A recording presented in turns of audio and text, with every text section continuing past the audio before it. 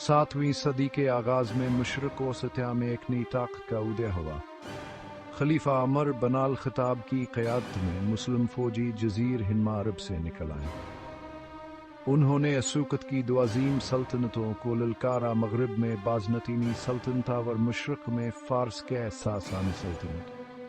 चंद है लोग अरब फतूहात के रफ्तार और पैमाने क्या पेशगोई कर सकते थे।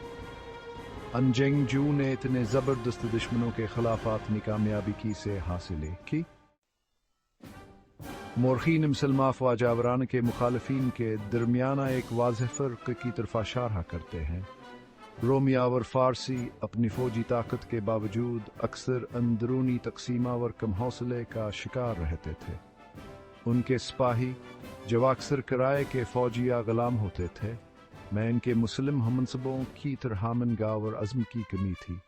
इसके बरक्स मुसलमान फ़ौज अपने नज़म, मज़बत, इत्तेहाद और अपने ईमान पर इस्तिक़लाल की वजह से मशहूर थी। ये जंग जो अपनी फ़तूहात को एक मजहबी फ़रीज़ा, इस्लाम के पैगाम को फैलाने के लिए एक जदोजहद के तौर पर देखते थे।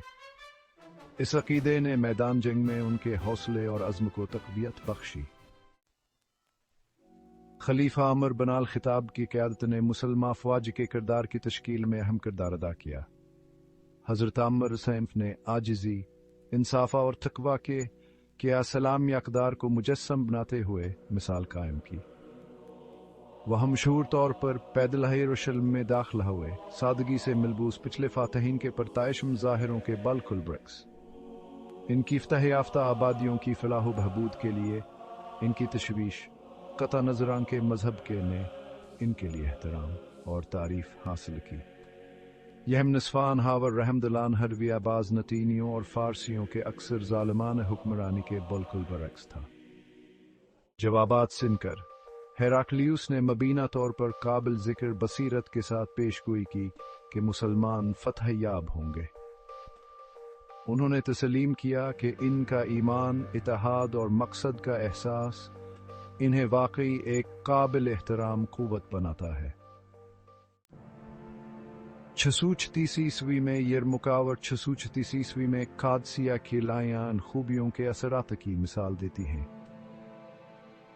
यरमुक में मुसलमल शिकर, जो तादाद में बाज़नतीनियों से बहुत कम था, ने गैर मामूली जराता और तदबीरान हमहार्त से लड़ाई लड़ी। इनका अंज़म, मौज़ूता और इत्तेहाद मौसर क़यादत के साथ मिलकर इन्हें एक अददी तौर पर बरतर दुश्मन पर काबू पाने के काबिल बनाता है।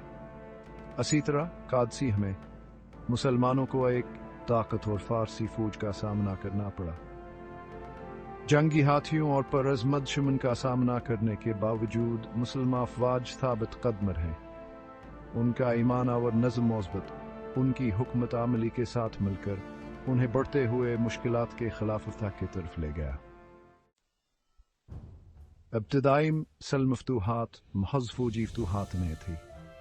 वह ईमान, नज़्म, मज़बूता और अखलाक़ी तर्ज़ अमल की ताकत का सबूत थे। मुसलमान फ़ौज अपने अकायद से मुतासिर और मिसाल के तौर पर क़यादत करती हैं, ने इंसाफ़ और जरात की शहर कायम की। इनकी फ़तूहात ने मशरिक़ सकोस्ता की सियासी और मजहबी ज़मीन की तज़ीन को दोबारा तश्कील दिया, जिसने इस्लाम के फैलाव और एक नीयत हज़ीब के अरूज की बुनियाद रखी। इनकी कामयाबी की कहानियाँ एक ताकतवर याद दहानी के तौर पर काम करती है कि हकीकी ताकत सिर्फ फ़ौजी ताकत में नहीं, बल्कि अखलाकी यकीन और गैर मुज़लज़ला ईमान में है।